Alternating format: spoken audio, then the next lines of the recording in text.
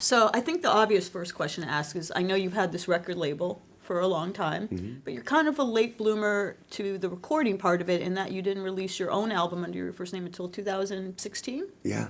So I guess the obvious question is, what took you so long? Because obviously music is something you've been part of for a long time. Well, for me, the answer's kind of multi-pronged. I was very aware of the stigma of an actor doing music, and I never really had any intention of making a record. But I had a lot of songs that I had written, and especially during the time when I had Ironworks as a label, we had so many great artists, Rocco DeLuca and The Bird and Honey Honey, to name a couple. I was watching them write their songs, and you couldn't help but learn kind of little tricks and fast tracks to kind of being able to write on a regular basis as opposed to waiting for some fantastic epiphany to happen. And so I started to write a lot more during kind of that time, around 2000 to 2010. And I had quite a lot of songs that I had put together, and I started to really like them. And so the idea was that I would record them, and we would send them to BMI or Sony or other labels and see if they had artists that would be interested in recording them. And the guy who I asked to help me put those together was a guy named Jude Cole, who I shared the studio with. He was an incredible artist, incredible producer. And he recorded the first couple songs and said, you know, I really like these, and clearly they're yours.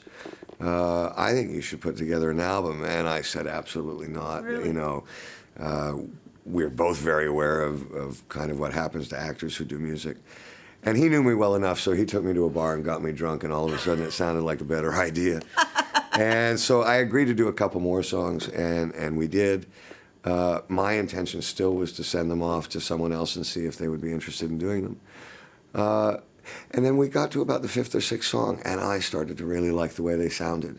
And so I had my come to Jesus moment where I had to kind of go, no, I like these, and they're good, and I'm willing to defend that and that decision if and when, you know, someone has a go at me for it. And it was a really important kind of moment for me, because I don't think I'm kind of, that kind of confidence isn't something that is really that pronounced in me. So it was a nice moment to just go, no, actually, I think this is good. And so we finished the first record, and then I went touring, and we played, I think, 300 shows in the last two and a bit years, which was a lot, given that I was shooting a television show called Designated Survivor at the time, and I had no idea how much I would fall in love with that. And so it was like one gift kind of turned into an even larger one. And the touring is the thing that I've enjoyed the most.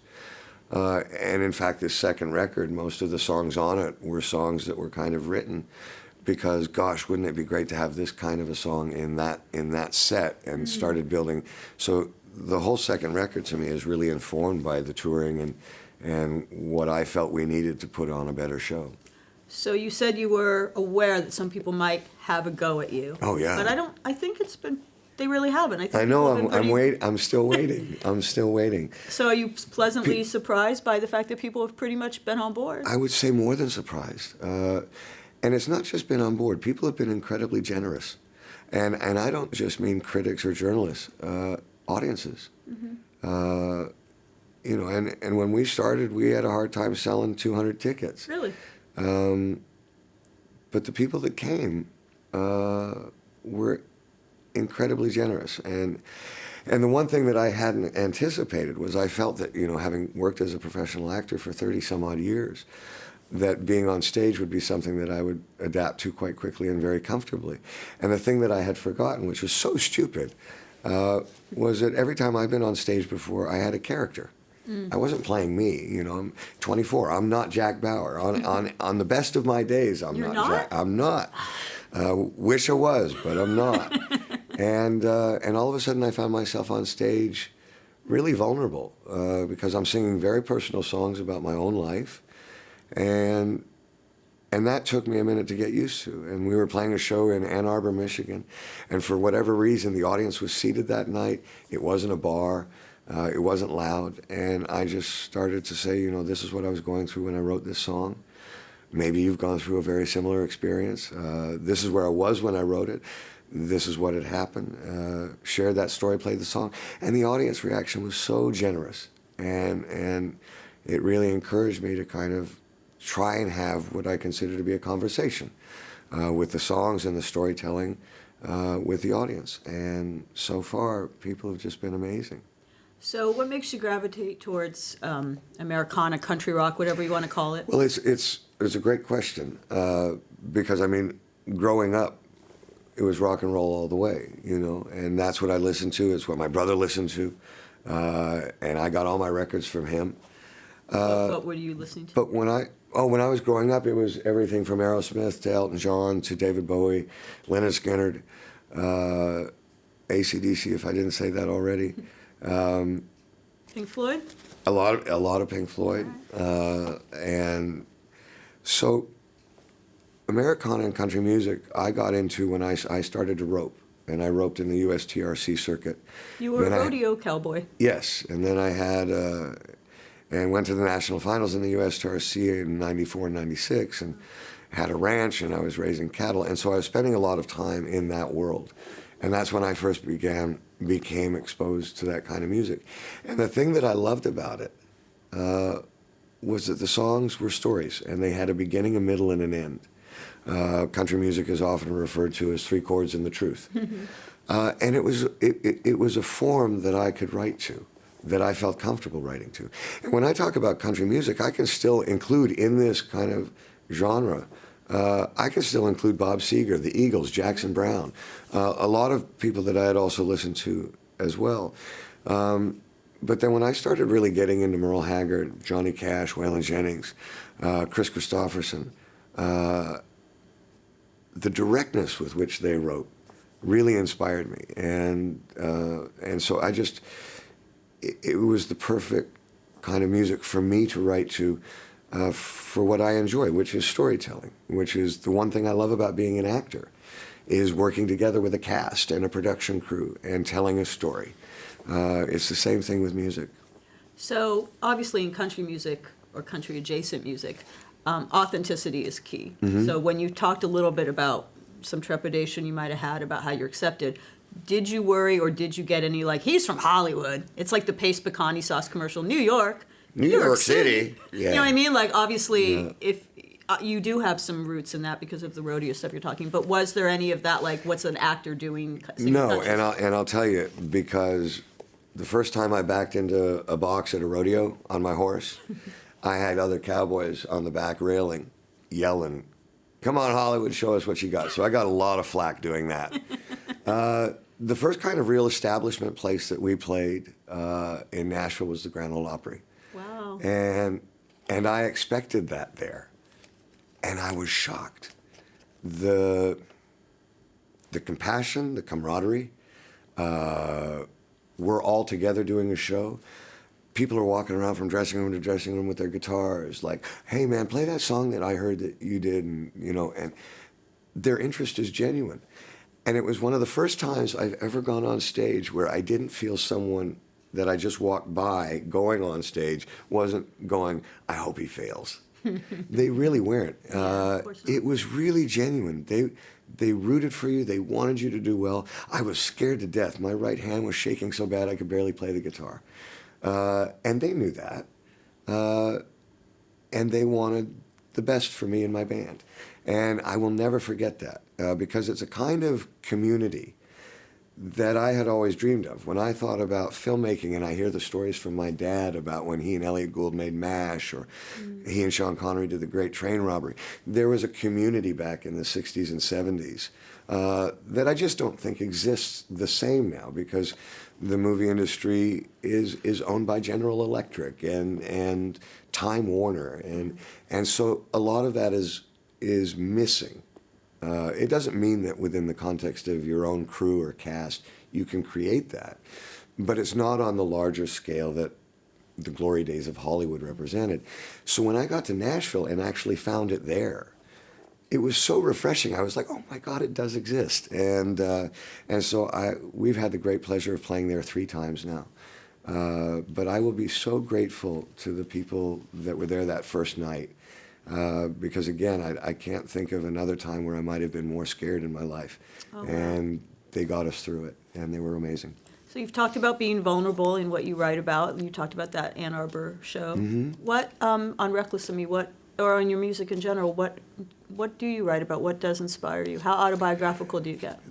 Completely. On the first record, there's only one song called Shirley Jean, which is an homage to kind of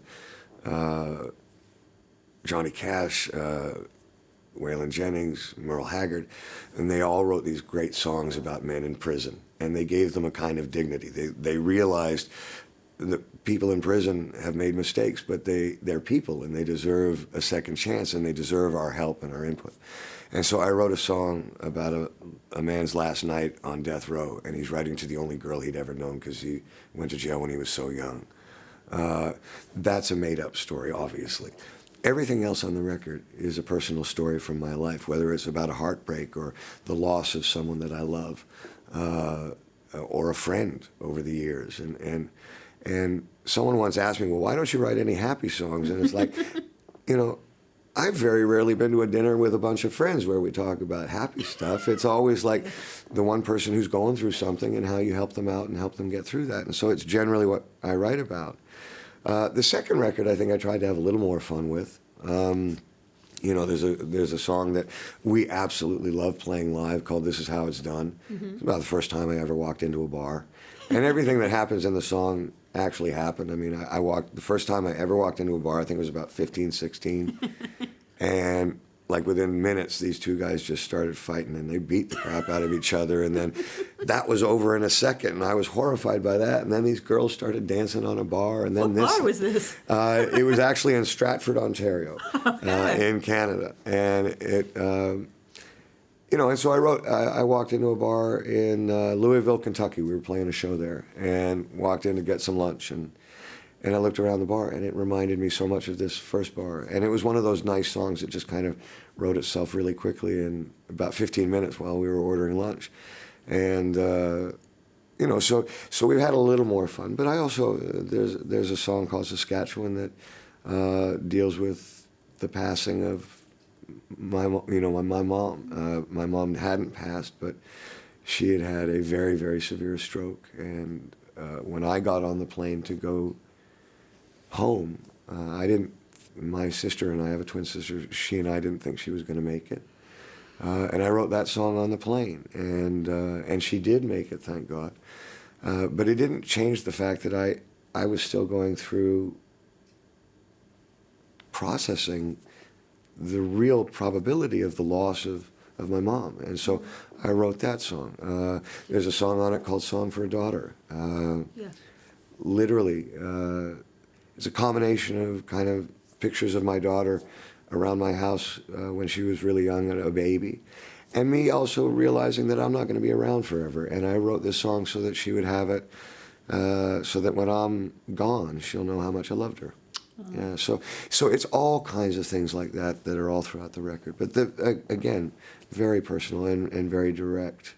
I assume your mother's heard the song Saskatchewan. She has. What was her reaction to it? Well, her cognitivity is not perfect, but I played her the song because I liked it, and I wanted to be able to play it, but I wanted her permission.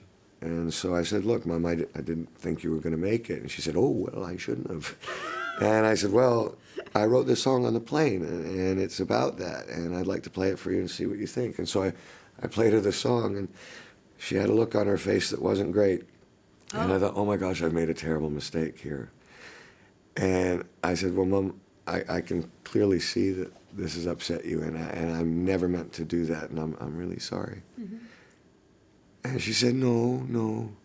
You know I don't want to be buried in Saskatchewan, right? And I said, no, Mom, it's a metaphor. Of course you don't want to be buried in Saskatchewan. I know you want to be buried with Grandma and Grandpa. Sorry to laugh. And then she went, oh, then I love the song. Oh, good. And so it was just a very funny moment. You didn't think of changing it to another city title? No, because in all fairness, I'm being very honest with you right now, but it could be about anybody's mom. Yeah. It doesn't have to be about mine. But my mom grew up in Saskatchewan, and this is what I wrote, and you know. But again, in an effort to kind of be straight, these are very personal songs. What did your daughter think of the song about her? Well, it's very funny because, you know, I got very emotional when I wrote that. And then I played it for her, and she cried. And I remember thinking, that was my way of knowing that it was good. So I felt awful as her dad, being kind of glad that she cried about it. But she was really sweet about it. And I think, you know, a song like that, there's a line in it where it says, you know, when I'm dead and gone, remember this song. And I really wrote it from that perspective. It's something that I hope that she'll enjoy later over the years. That's pretty heavy, actually, to have. I mean, I'm trying to imagine myself hearing a song if my father wrote music, writing a song like that. I'd probably cry too. Yeah, well. Yeah. But yeah, that's a sign that's good. You have a lot of songs that are about drinking. Is that part of the, because we were talking about the bar and all that. Is that part of like the crying in the beer, old country tradition? No, it's, you know, I don't think you have to go far to pick up a newspaper to realize that that's part of my life, and I write about what I know. Most of the songs about drinking, though, aren't very positive. Like Not Enough Whiskey is really about, you know, if you want to go out and have a drink and be with your friends and hang out and have a great time, that's great. If you think it's going to solve your problems, you're in a lot of trouble. Yeah. And you know, Down in a Hole, that's about, you know, drinking and drugs, and I lost a lot of friends when I was younger, and I was really lucky to have gotten through a lot of that. And a lot of my friends were not lucky, you know, who didn't do anything much different, just unlucky, and didn't make it. And so that they're not all positive and fun about drinking. I mean, I think a couple of them are about having a good time in that, but it's also a real, potentially very, very dangerous thing. And as I said, I've been really fortunate and have tried to learn, you know, as much as I can from that. But the songs, again, are much more just reflective of me looking back in my life and seeing, you know, some of the damage that's done. Have you had any reactions from fans or whatever who've resonated, who've been through similar things, who've reached out to you about those Well, things? I think that's been the one thing that I've loved about touring more than anything. That whatever expectations someone might have when they come to one of our shows, and whatever expectation I might have of an audience in a certain area, that quickly goes away. And I think we realize, you know, we've got a lot more in common than we might have thought. I'm the luckiest guy I've ever known. I've had a really successful career as an actor. I still have a successful career as an actor. Financially, I've been incredibly fortunate. All of these different things. So I would have to believe that an audience would maybe think that there's not a lot to relate to. But as lucky as I've been, there's certain things you're not going to get through life without having to go through, and that's death. You're going to lose people along the way if you live long enough. I don't know anybody that got married in high school and is still with their wife. So I don't know anybody who hasn't had their heart broken. Yeah. I don't know anybody who hasn't been disappointed. You know, all of these themes are the things that we all go through in this thing called life, and it's tough. You know, and again, I'm the luckiest person I know, and I still know it's tough.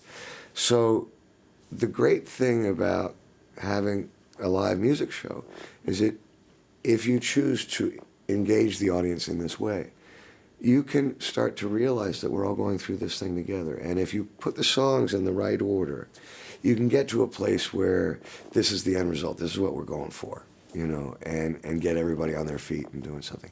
And that's been one of the great joys of my life, this last 5 years playing out live like that. Who would be your dream musical collaborator? That was a great question. I mean, there's so many. Tom Petty is probably one of my favorite artists of all time. His passing, I still was listening to his radio station on the way here, and I had this bizarre feeling that, that was a mistake. Like, that was a cosmic mistake. He wasn't supposed to go at that time. Paul Simon is another one. Jackson Browne, Bruce Springsteen. I mean, there's so many. Elton John, Bernie Taupin. I mean, there's so many beautiful writers. Going to the past, I would have loved to have had a night with Hank Williams. Yeah. That would have been a movie right there. Speaking of movies, and also you mentioned Elton John, the Rocket Man movies coming out. There's been, what I'm witnessing, a sort of new interest in musical films. Obviously, Bohemian Rhapsody was huge. Mm-hmm. I think you would have been a good Jackson Maine in A Star is Born. Bradley Cooper had well, that's very sweet. Musically, it would have made sense. I thought he did a great job, though. And she was just extraordinary. The scene of her with the peas wrapped around her hand in the parking lot, and when she breaks down that first song, was just heartbreaking. But when I first saw the movie, I didn't realize he had directed it. Yeah. Because I think I saw it on a screener or something like that. I was so impressed, This is a guy who didn't know how to play guitar, had never sung before, and all of a sudden is, having to do all of that in front of thousands of people. Tip my hat, man. Absolutely. Great job. But with all these movies coming out that are, whether they're fictional movies like A Star is Born or biopics like Rocket Man and Bohemian Rhapsody, since you have a footing in both worlds, have you thought, or are there any talks about you being in some kind of musical film? No one has discussed it with me, and I, in all fairness, haven't thought about it. I think it's a good idea. Well, if I ever do it, you'll be the first person I thank. Awesome. But I do, when you talk about the resurgence of stuff like that, Tom Petty put out a 4-hour documentary called Running Down a Dream. It's one of the best movies I've ever seen. Okay.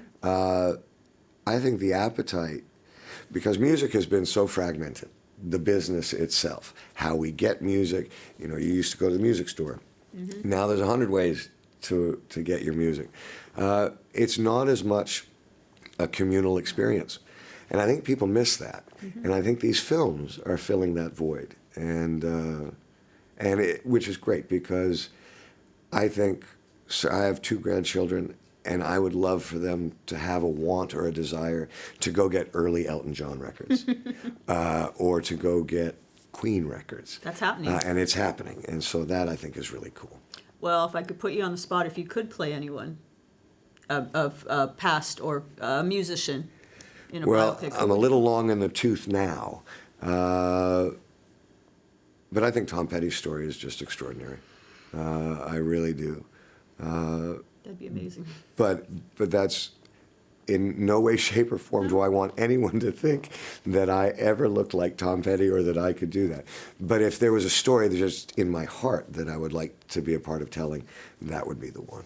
All right, if anyone's watching this in Hollywood, the Tom Petty story starring Kiefer Sutherland, I would watch that. No. I'm long in the tooth. I would watch it. I'm long in the tooth, but right. I would absolutely go to see that movie. I would absolutely go see it too. Whether with you starring in it, I endorse, but with whoever. Bless your heart. You're very kind. So back to the subject of your music. Mm-hmm. What do you have planned in terms of? I guess you're going to be another road warrior again, touring all the time. Well, we're going to go out for a year. Yeah, we're going to do 200 shows this year, and so very excited about that. We're starting off with 10 shows in Europe, that are very intimate. It's a broken down set. I'll play some of the set on my own. Then members of my band will come out and play different kind of things, and those are really small houses. That's like 200-300 people.